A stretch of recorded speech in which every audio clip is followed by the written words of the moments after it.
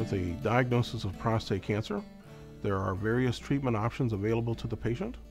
We define the threat of the disease. We also define the health status of the patient.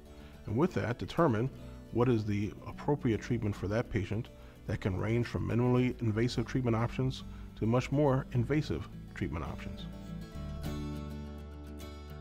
For low-risk prostate cancer, an option for management is active surveillance. Active surveillance refers to a proactive monitoring plan for that patient to understand the threat of his disease and to determine whether there is any progression of the disease that warrants more invasive management. Radical prostatectomy, which refers to the surgical removal of the prostate, is an option for the person who has prostate cancer confined to the prostate, who has a more threatening form of prostate cancer, that is, a cancer that we think is a threat to his lifespan. There are various options, ranging from more conventional incisional approaches to the more recently introduced robotic or laparoscopic approaches.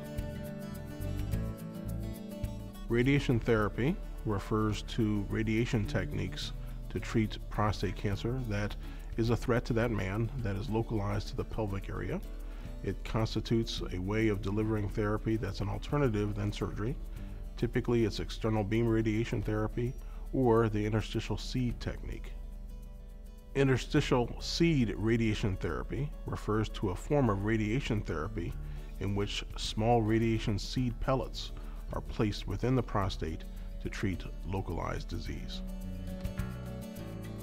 Hormonal therapy represents another form of treatment for prostate cancer that is typically brought to a more advanced form of the disease when the prostate cancer is spread in the body and it's not amenable to a localized treatment anymore, and typically refers to depriving that man of his hormones, the androgens in a man's body, to cause the prostate cancer to regress.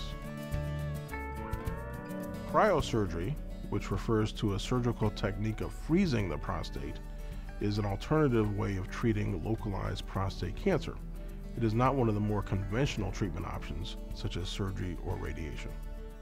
For prostate cancer that is more advanced, that is spread in the body, we have moved forward in the field to offer advances beyond hormonal therapy. There are novel chemotherapies, but as well immunotherapy, vaccine therapies. Some of these more novel options are being introduced. Clinical trials in the field of prostate cancer is a way of assessing some of these more novel therapies that are being introduced to evaluate how effective they are and how safe they are compared to conventional therapies. The patient that would be a good candidate for a clinical trial typically is somebody who has more advanced disease, where we are introducing therapies here to try and control the disease beyond our conventional hormonal treatments that are available. There are a range of treatments for prostate cancer. It is important to define for that patient his risk profile, understand his health status, work with your physician, and then proceed with an action plan that involves the best treatment option for you.